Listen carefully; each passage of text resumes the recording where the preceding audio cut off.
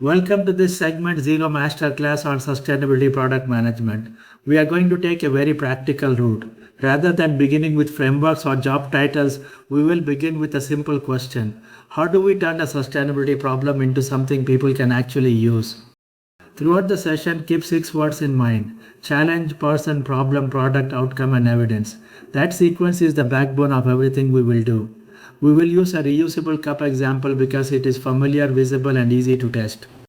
Then we will take the same idea into product suite and show how it moves from a sustainability ambition to research, product definition, delivery outcomes, and evidence. By the end, the aim is not for you to memorize terminology. It is for you to be able to look at a sustainability issue and ask better product questions. You do not need a product management background for this session. We will make the thinking visible before we make it sophisticated. First, we will separate a sustainability goal from a usable product. Second, we will stay with simple everyday examples before moving into enterprise complexity.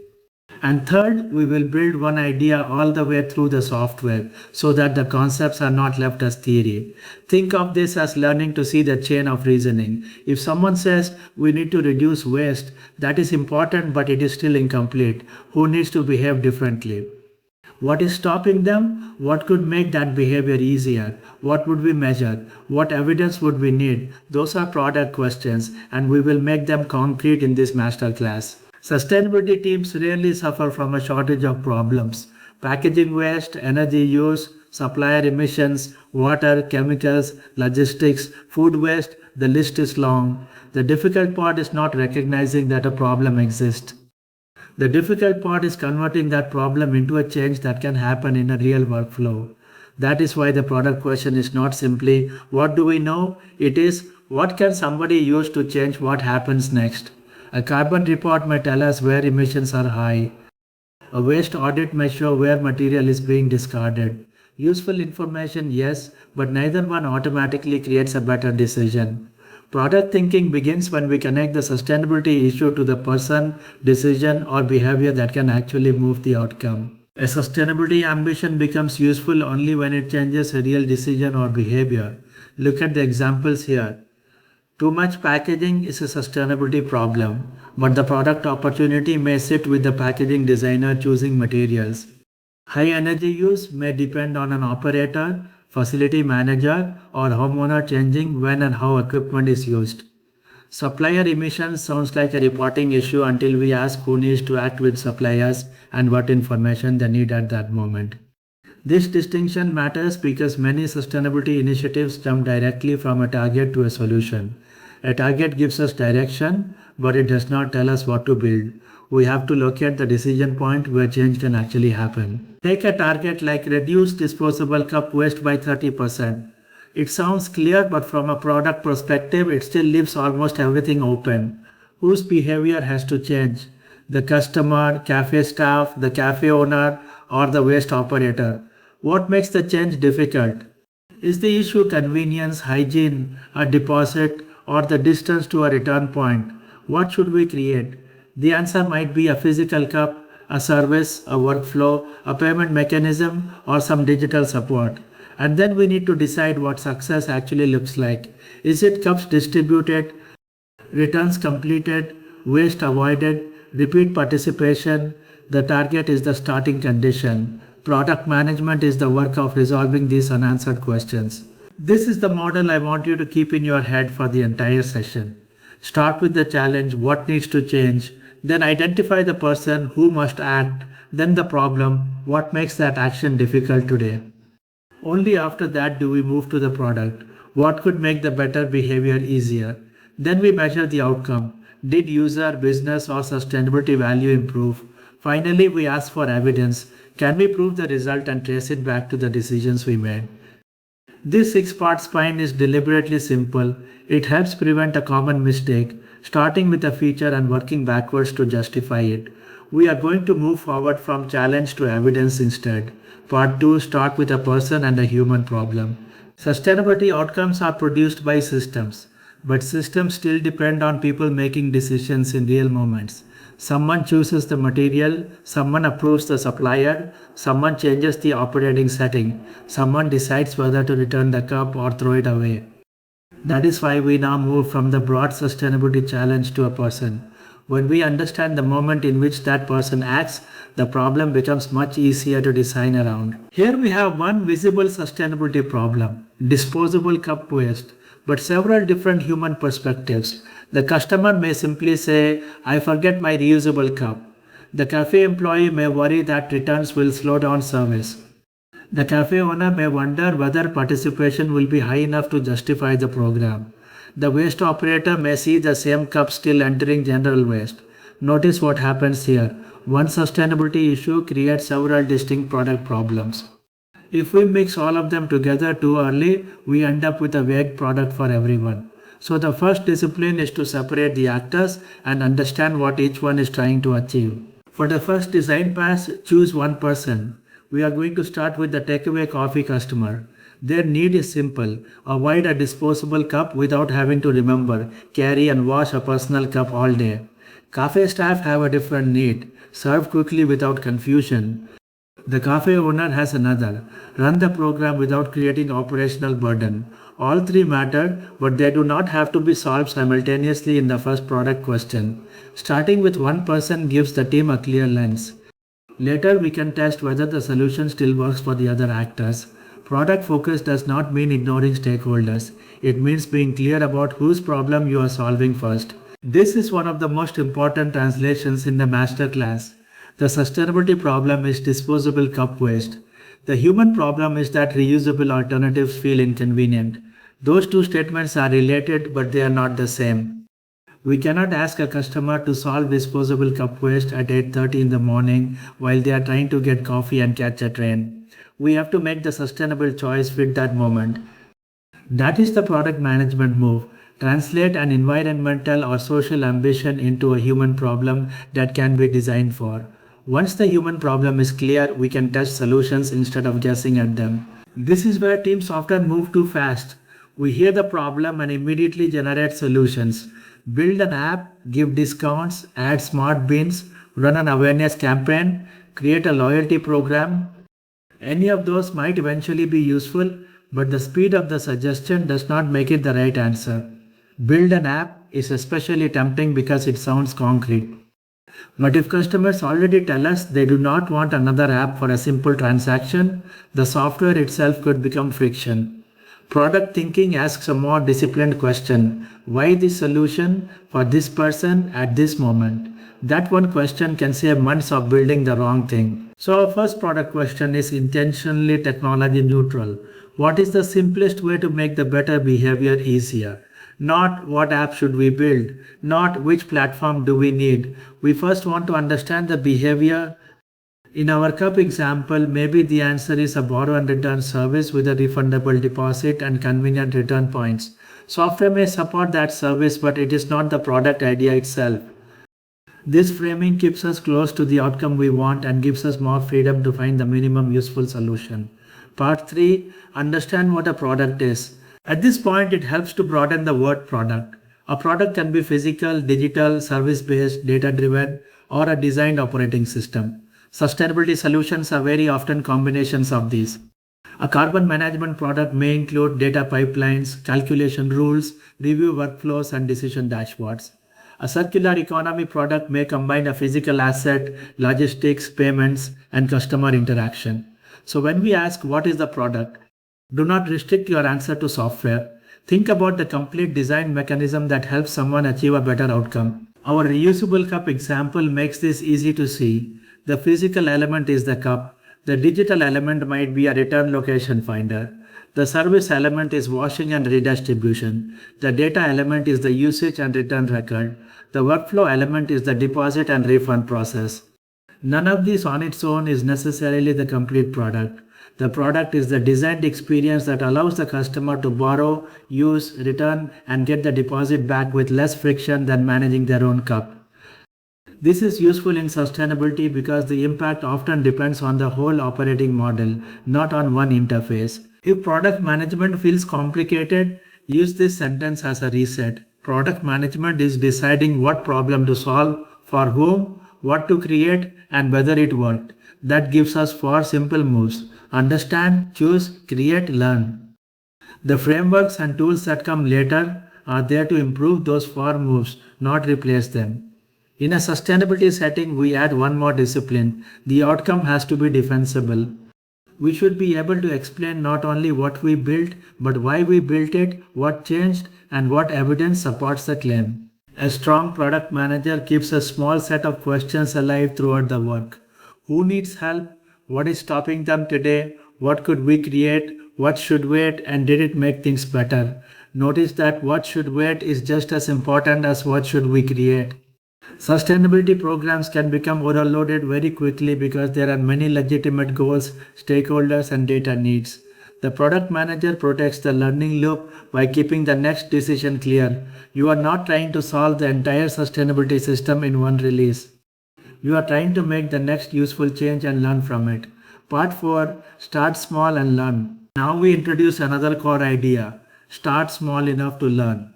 The first version of a sustainability product is not supposed to imitate the final enterprise system. Its job is to test whether the core behavior, workflow, or value proposition works. This is especially important in sustainability because teams can spend a long time building measurement layers, dashboards, integrations, and governance before knowing whether people will actually use the new behavior. A small version creates evidence earlier. Look at how quickly the vision can expand. Mobile app, QR codes, rewards, smart bins, wallets, delivery integration, gamification, analytics, carbon calculators, merchant dashboards, AI recommendations, multi-city networks. We could build all of it. The question is whether any of it is necessary to test the first hypothesis. Big visions are useful, but they can hide a weak first decision. If customers will not return the cup even when the return point is convenient and the refund is immediate, then a sophisticated app will not rescue the core behavior. The first version should expose the biggest uncertainty, not cover it with features. Our smallest useful experience is almost boring, and that is a good thing. Borrow a cup at purchase, pay a refundable deposit, use the cup normally, return it to a participating cafe, receive the deposit back. That is enough to test the behavior. Do people accept the deposit? Can they find a convenient return point? Do they trust the refund? Do cafes handle the flow without creating queues? If those fundamentals work, then we have earned the right to make the system more sophisticated. If they do not work, we learn before we have overinvested. I like the phrase minimum useful product here because it keeps the emphasis on real use. It is the simplest usable version that lets us learn whether we are solving the right problem. Small enough to build, real enough to test.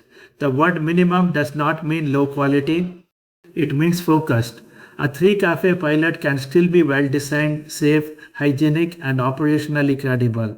What it avoids is building capabilities that do not yet help answer the main question. Prioritization is often easier when we say not yet instead of never. In V1, we keep the core borrow, deposit and refund and return location flow. Rewards, AI suggestions, carbon dashboards, social sharing, advanced analytics and marketplace integrations can wait. That does not mean those ideas are bad. It means they are not required to test the first product hypothesis. Product management is the discipline of sequencing value. Every additional feature consumes time, money, attention, testing, and change management capacity. Saying not yet protects the speed of learning. Part 5. Outcomes and evidence. Once something is launched, the work is not finished. In fact, this is where sustainability product management becomes more demanding. We now need to separate activity from value. A launch is an event. An outcome tells us whether behavior, operations, or impact actually improved. So the next section asks a very simple question. Did it work? Imagine a program announces, we distributed 10,000 reusable cups. That sounds impressive, but it is an output. It tells us what the organization did, not what changed. The outcome might be how many disposable cups were actually avoided, how many reusable cups were returned and reused, or whether the behavior persisted after the novelty wore off. Sustainability reporting often contains outputs because they are easy to count. Product management pushes us toward outcomes because outcomes tell us whether the intervention created value. For sustainability products, I recommend a 3-outcome test. First, user value. Did people actually use the product, return the cups, and come back again? Second, business value. Did operations work? Were cleaning costs acceptable? Were loss rates manageable? Could cafes run the process without damaging service? Third, sustainability value. Did the intervention reduce disposable cup use, and did the cups achieve enough reuse cycles to justify the system? A sustainability product is weak if it only wins on one dimension. Great impact with impossible operating economics will not scale. Great user experience with no measurable sustainability benefit misses the point. The job is to reconcile all three. Now we add the final layer, evidence. A statement like our cup program is sustainable is too broad on its own. We need a traceable chain. What was the baseline? What decision did we make? What happened after launch? Which operational records show returns and reuses? What calculation or assumption connects those records to the sustainability claim? Evidence changes the conversation from assertion to learning. It also makes the product easier to govern, improve, and defend. In regulated or high scrutiny sustainability work, this is not optional, it is part of the product. A cup example is only a training wheel. Take packaging. The person may be a packaging designer. The problem may be uncertainty about which material alternative preserves performance, and the product may be a decision tool that compares options. Take household energy. The person may be a homeowner who has no idea which actions matter, and the product could guide the few changes with the highest effect. Take supplier emissions. The person may be a supplier manager who needs to know where intervention will create the most value. The spine stays the same even when the domain changes. We have now built the entire mental model. Challenge, what needs to change? Person, who must act? Problem, what makes the action difficult? Product, what should we create to make the better behavior easier? Outcome, did user, business and sustainability value improve? Evidence, can we prove it? If you remember only one thing from the first half of this masterclass, remember this sequence. The rest of the session is going to show what it looks like when this reasoning is carried through an actual product operating environment. Part 6, Product Suite Walkthrough. We now move from concept to execution. The slides gave us a simple language. Product Suite will show how the same idea becomes a connected product journey. The important thing is not the number of tools on the screen. We are not doing a menu tour. We are following one idea as it evolves. Challenge, evidence, product definition, experience, roadmap, delivery, outcomes, and proof. Watch how each step produces information that becomes an input to the next decision. Here is the route we will follow. We start with the challenge, then listen to people through survey evidence, synthesize the signals, validate the market question, challenge viability, define the product, design the journey, create the roadmap, hand the work into delivery, and finally measure outcomes and evidence. This sequence is useful because it mirrors a real product story. It also gives us clear stopping points. If the evidence is weak, we do not need to rush to a PRD. If viability is poor, we can revise the idea before engineering starts. The software is supporting decisions, not simply generating documents. This is the guided entry point. Notice that it is framed around a journey rather than around isolated tools. Explore, plan, and hand off. That matters because a beginner can easily get lost in a product stack by asking, which tool should I open? The better question is, what decision am I trying to make next? The adoption checklist also makes progress visible.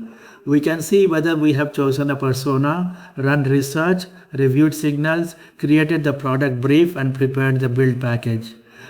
The system is reinforcing the same logic we have just learned on the slides. Recording queue, hold on the guided start screen long enough for viewers to see explore, plan, handoff, and the adoption checklist. This is the circular cup project workspace. Instead of seeing a folder full of disconnected files, we can see the product artifacts together. Technical specification, wireframe, sprint plan, PRD, journey map, market research, and other outputs. The important word here is connected. A good product operating model should let us move from an insight to a decision to a requirement to a delivery item without losing the reason why the work exists. That traceability becomes especially valuable later when someone asks, why did we put this in the roadmap? Or which evidence supports this product claim? Recording queue, point to the connected outputs in the circular cup workspace. Avoid opening every artifact here. The first demo step is deliberately simple. We enter the challenge as reduce disposable takeaway cup waste. We do not enter build an app. That distinction protects us from locking the solution too early. At this stage, the product may eventually involve software, but it may also involve service design, payment rules, operations, or physical infrastructure. Starting with the challenge creates space to discover the right mechanism. This is the first practical habit to take away from the demo. Capture the problem in a way that leaves the solution open. On this screen, the research wizard asks plain English questions. What are we exploring? Who is the user? What pains should the research test? And which market or segment should we compare against? This is useful because the system is forcing the idea to become specific. We cannot hide behind a phrase like circular economy platform. We need to name the customer and the pain. For our example, the user is the takeaway coffee customer and the pain is the inconvenience of reusable alternatives. That specificity is what will make the later research and product definition useful. Recording cue, highlight the plain English fields. Emphasize challenge/user/problem before market or competitor fields. Now the challenge has been translated into a concrete brief. We can see the proposed product area, the circular cup borrow and return service, the primary customer, the problem statement, and the market context. Notice that even though a product concept is now visible, the brief still describes the problem we want to test. Customers want to reduce disposable cup use, but remembering, carrying, and washing their own cups creates friction. That is a much better research starting point than asking the market whether it likes our pre-selected app idea.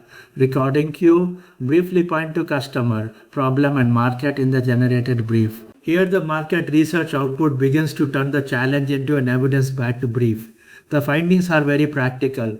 Return points need to fit existing customer routines, limited return networks create friction, hygiene matters, and refund timing affects trust.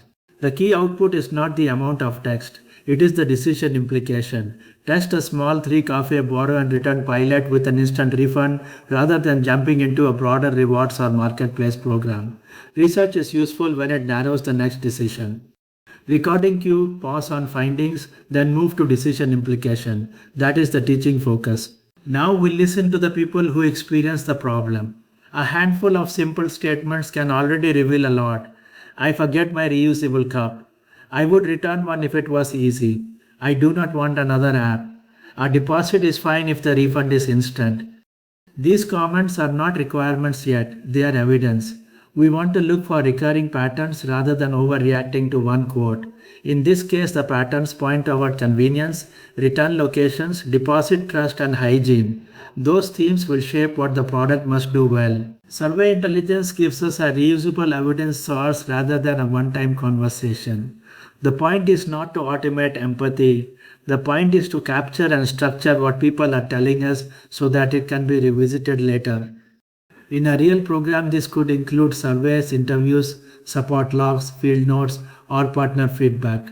Once the source is preserved, later decisions can link back to it. That means the product team does not have to rely on memory or on the loudest stakeholder in the room. Recording cue, show that the survey brief is stored as a reusable output. These raw responses are useful because they show the friction in the customer's own words. Slow refunds make a deposit feel like a hidden fee. Washing cups at home is one reason people stop reusing. A stained cup creates a hygiene concern even if the process is technically safe. Extra steps at the till can push someone back toward a disposable cup. These are small details, but products succeed or fail in small moments. The sustainability goal is broad. Adoption is decided in seconds. We want the product to remove friction at those moments. Recording cue, scroll through a few raw comments. Do not read every response. Once the responses are grouped, the signal becomes much clearer. Convenience is rising as a negative theme. Return locations are a positive opportunity. Deposit trust is stable but depends on immediate refund. Hygiene is a concern that requires visible reassurance. This is where research starts becoming usable for product work. Instead of saying customers care about sustainability, we can say customers are more likely to participate when returns fit existing routines, refund is immediate, and cleanliness is visible.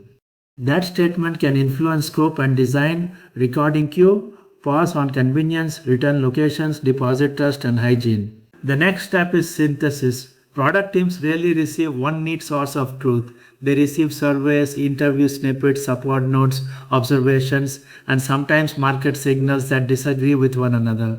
Signal synthesis is about finding the pattern across those sources. Our product insight is simple. People will reuse cups if returning them is easier than carrying and managing their own. That is more actionable than a pile of comments. It gives us a hypothesis that can be tested in the product. This screen shows the evidence registry. Signals are not only stored, they can carry source, confidence, observed date, and decision context. That is important because evidence has quality. A fresh observation from 10 cafes should not be treated exactly the same as a 3-year-old anecdote. By making the source and confidence visible, the team can discuss evidence rather than arguing from authority. It also lets us see which signals are already connected to decisions and which ones still require action. Recording cue, point to source, confidence, observed date, and decision status. The theme view helps us see where decision pressure is accumulating. For circular cup, return locations, convenience, deposit trust, and hygiene appear alongside other themes in the wider product environment. The exact numbers are less important than the behavior of the system. It allows us to see clusters, confidence, and open decision pressure. For a product manager, that is valuable because prioritization should not depend only on how often an idea is mentioned. We also care about evidence strength, urgency, and the consequence of getting the decision wrong. Recording cue, use the theme cards to show clustering, avoid explaining every unrelated theme. Here the synthesis becomes a direct product implication. The input signals tell us that people forget reusable cups, want convenient return points, dislike unnecessary applications, care about refund speed, and notice hygiene. The resulting V1 is narrow. Borrow, pay a refundable deposit. Use, return at a participating cafe and receive an instant refund. No rewards, no additional app, no carbon dashboard. This is a good example of evidence reducing scope. Good research does not always produce more features.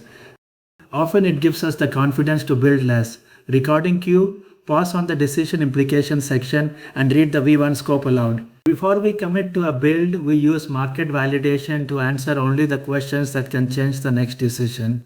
What makes returnable cup systems convenient? Which adoption barriers recur? Which deposit or pricing models create friction? We are not trying to write a 50-page market report. That would be easy to confuse with progress. The objective is to reduce uncertainty around the pilot. If the research tells us that instant refund and cross-location returns are critical, those become design requirements. If it reveals a major operational barrier, we may change the pilot before spending further. This screen shows the validation framed around explicit questions. That framing is important. Generic market research often creates interesting information but weak decisions. Here we are asking targeted questions because we already know what we need to decide next. The research has a job. Confirm or challenge the proposed pilot. A useful habit is to write the decision first. Should we test a 3-cafe borrow and return model and then ask what evidence would increase or decrease confidence in that decision? Recording cue, focus on the 3 explicit validation questions. The findings now narrow the pilot. Convenience depends on return points fitting existing routines. Adoption barriers include network limits, hygiene concerns, deposit complexity, and slow refunds. Cross-location returns improve convenience but introduce washing and redistribution requirements. The decision implication is therefore concrete. Test the small pilot, keep the refund immediate, and do not expand into a broader rewards program yet.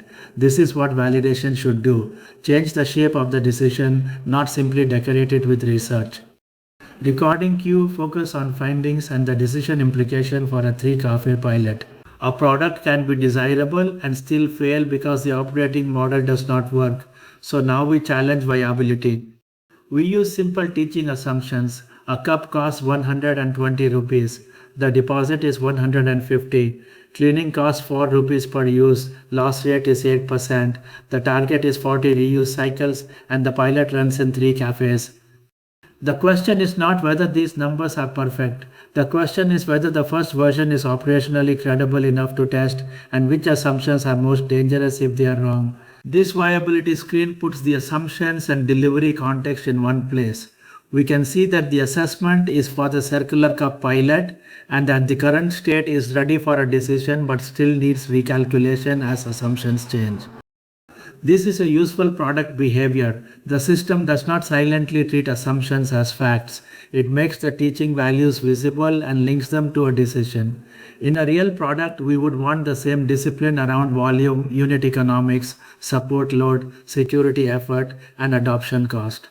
Recording cue point to the visible teaching assumptions and delivery mode context. Here the viability work becomes a governed decision artifact. This matters because product teams often make a go or no-go decision in a meeting and then lose the reasoning. 6 weeks later, the roadmap contains the feature, but nobody can explain which assumptions were accepted. A decision record changes that. We can capture that the pilot is proceeding under what conditions and with which assumptions still requiring validation. The product then carries its own history rather than relying on tribal knowledge. Recording queue emphasizes the executive decision artifact rather than the cost detail controls. The assumptions editor makes the cost model inspectable. We can see build effort, quality and integration effort, support, infrastructure and other inputs rather than receiving one mysterious total. That transparency is important. Estimates are not truth, they are structured assumptions. If the cleaning cost doubles or the loss rate is higher than expected, the viability picture changes. If the pilot requires much more support than planned, the operating model changes. Product managers do not need to become accountants, but they do need to understand which assumptions drive the decision. Recording queue, scroll just enough to show that assumptions are editable and auditable. We now have enough evidence to define the product. The PRD should not be a creative writing exercise. It should translate what we have learned into a testable product definition. Our evidence comes from survey and signal synthesis. The product is the reusable cup return service. The primary user is the takeaway coffee customer. V1 is borrow, deposit, return and refund.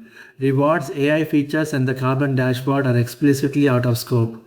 Notice how the PRD becomes shorter and clearer because the earlier discovery work did its job. On the product overview, the core definition is now visible in plain language. The product is the circular cup borrow and return service. The primary user is the takeaway coffee customer. The problem is not customers are unsustainable. It is that carrying and managing a personal reusable cup creates unnecessary friction. That wording matters. A respectful product definition focuses on the obstacle, not on blaming the user. It also makes it easier for the design and engineering teams to understand what the product is supposed to improve. Recording queue, point to product, primary user and problem. This section is just as important as the feature list. Out of scope protects the learning speed. When a stakeholder asks for gamification, marketplace integration, social sharing, or advanced analytics, the team has a documented answer. Those are not part of V1 because they are not required to test the core hypothesis. This gives prioritization a reason, not just a ranking. The product manager can say, we are not rejecting the idea, we are sequencing it after the behavior has been validated. Recording queue, scroll to the MVP scope section, emphasize what is explicitly excluded. The PRD also defines how we will know whether the product worked. Percentage returned within 7 days tells us about user behavior. Repeat participation shows whether the experience is good enough to use again. Loss rate and cleaning cost tell us whether the operating model is viable. Disposable cups avoided and average reuse cycles tell us whether sustainability value is actually being created. Notice how these measures mirror the 3 outcome test. Success is not one vanity metric. It is a balanced view across use, business reality and impact. Recording queue, pause on the success measure list and connect it to the 3 outcome test. A requirement is still abstract until we can picture the experience. So now we turn the product definition into a journey and a wireframe. The basic journey is order the drink, choose a reusable cup, pay the deposit, use the cup, find a return point, return it and receive the refund. For the customer, that flow should feel simpler than carrying and managing their own cup. The journey map helps us look at the moments. The wireframe helps us see what, if anything, needs to appear on screen. The journey map makes each moment visible. Paying the deposit must feel like a temporary hold, not a fee. Using the cup should feel like a normal takeaway experience. Finding a return point needs to fit the customer's existing route. Returning the cup should make hygiene and acceptance obvious. Receiving the refund is a trust moment. This is why journey mapping is useful. The product is not experienced as a list of features. It is experienced as a sequence of moments, and one bad moment can undo the rest of the design.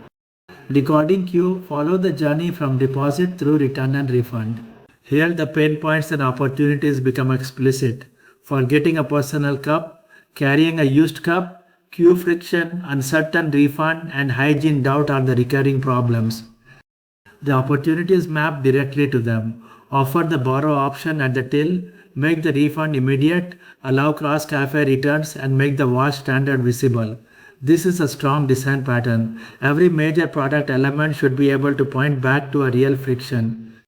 If we cannot explain which problem a feature solves, it probably should not be in the first version. Decoding queue, highlight pain points first, then show the matching opportunities. The wireframe designer is where we make the interaction concrete.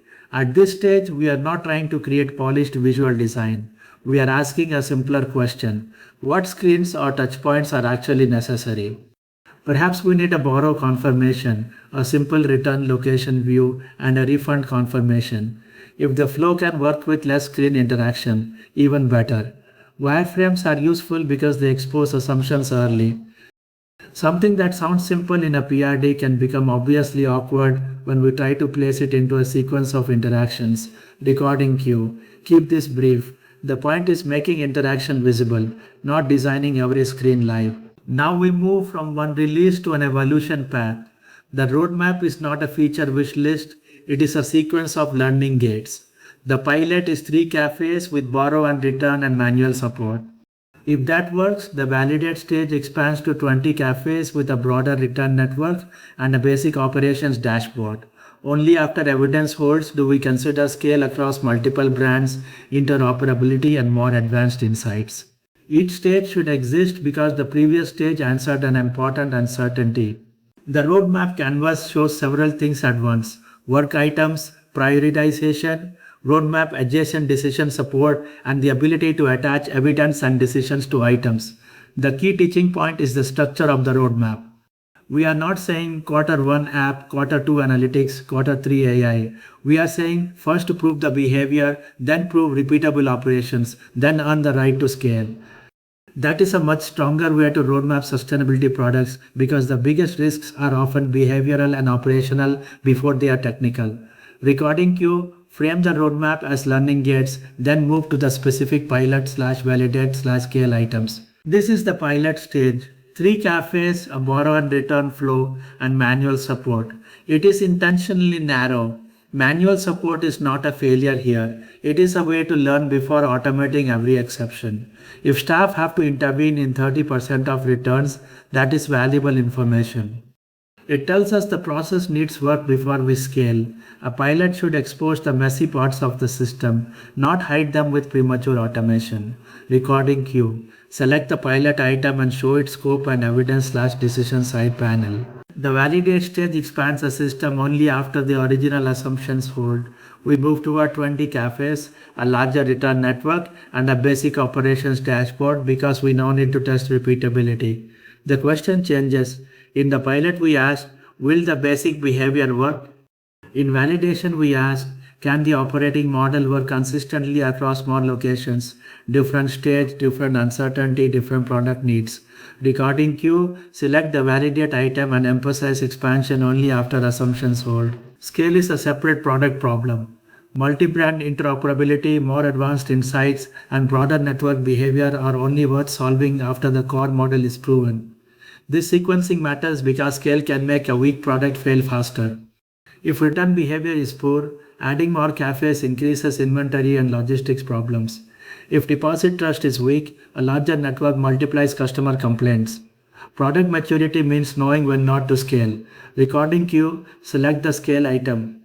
Reinforce that interoperability is a later stage problem. We now briefly move into the build handoff.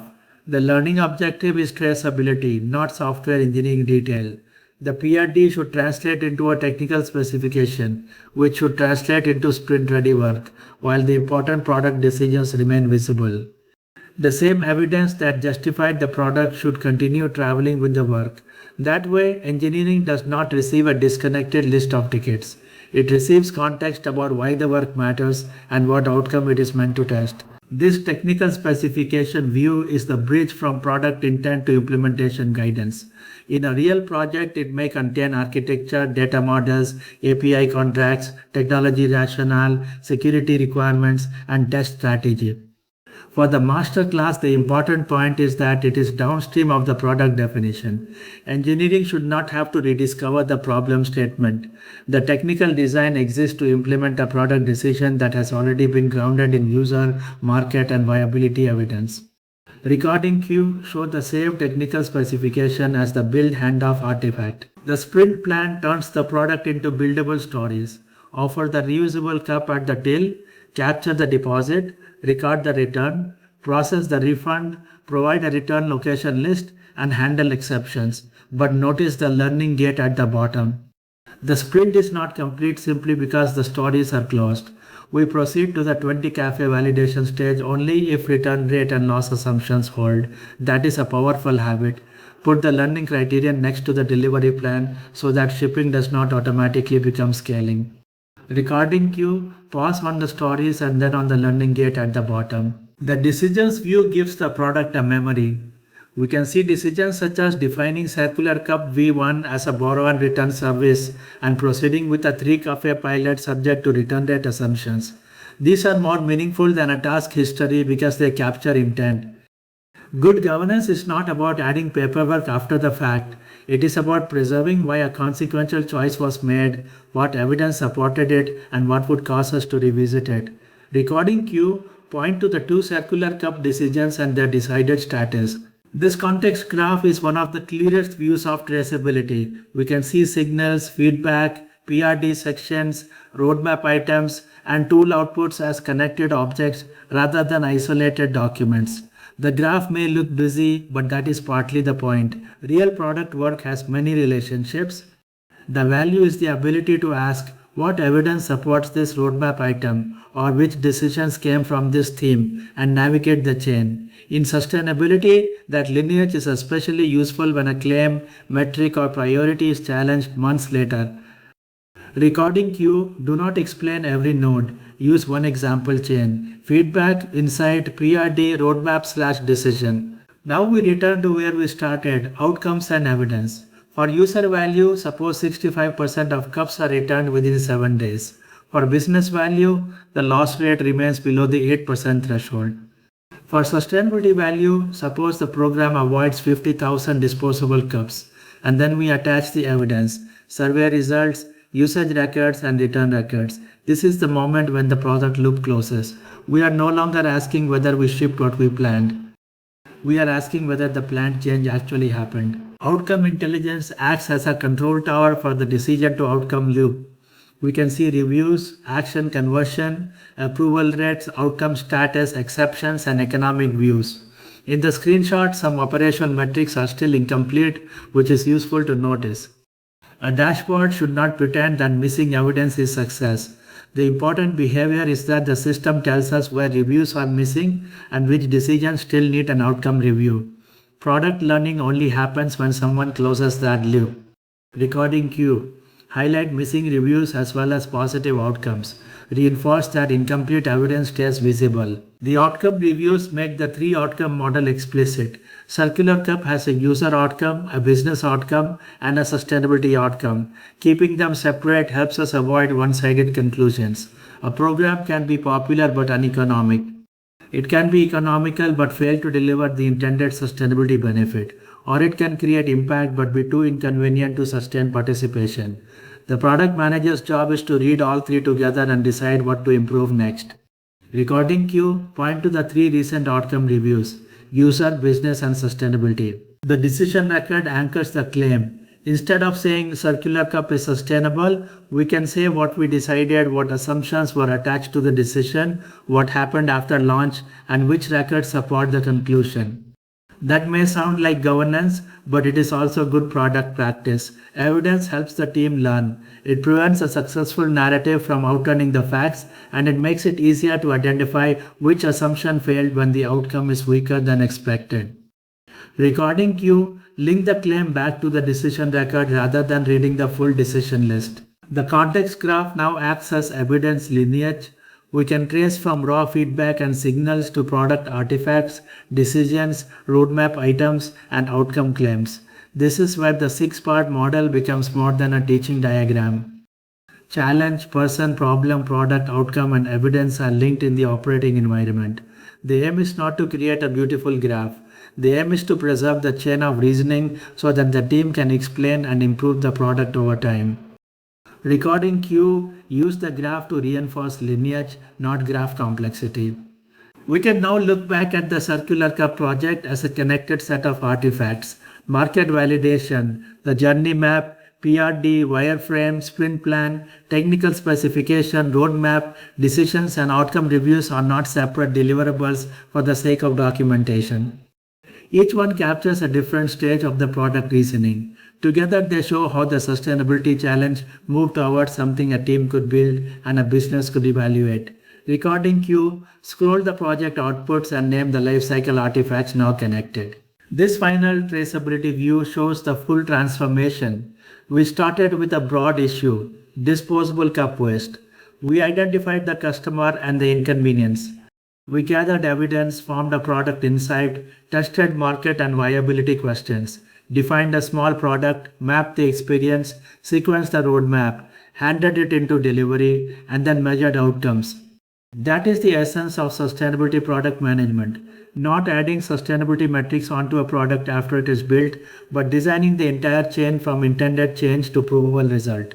Recording cue, use this as the proof of traceability close, linger briefly on the graph. This is the Masterclass recap screen. If you look at the circular cup project now, do not focus on the number of artifacts. Focus on the story connecting them. The product did not begin as let us build a reusable cup app.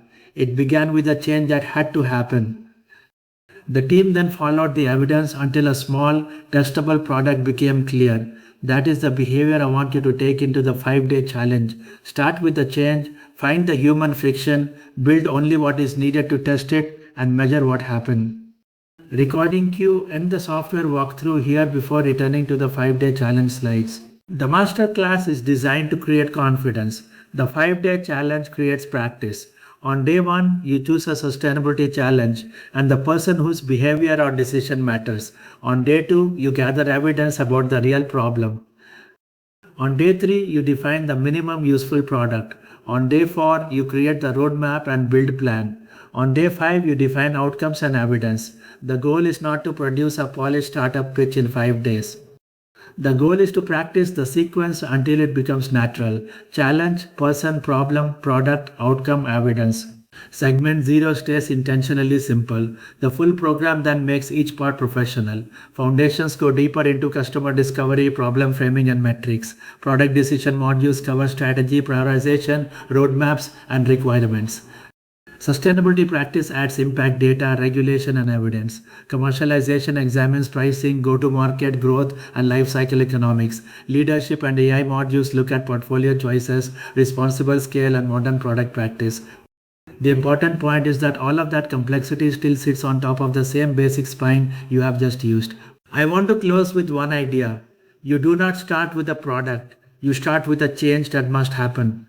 Then you identify the person who can influence that change, understand what makes the better behavior difficult, create the smallest useful product that can remove that friction, measure whether value improved, and preserve the evidence. That is what sustainability product management adds. A disciplined path from ambition to adoption, from adoption to outcome, and from outcome to proof. If you can make that change visible, you can move from sustainability ideas that sound good to products that people can actually use, organizations can operate, and teams can credibly improve. Quick close, the 6-part line challenge. What needs to change? Person, who must act? Problem, what makes action hard? Product, what should we create? Outcome, did value improve? Evidence, can we prove it? Closing line, you do not start with a product. You start with a change that must happen.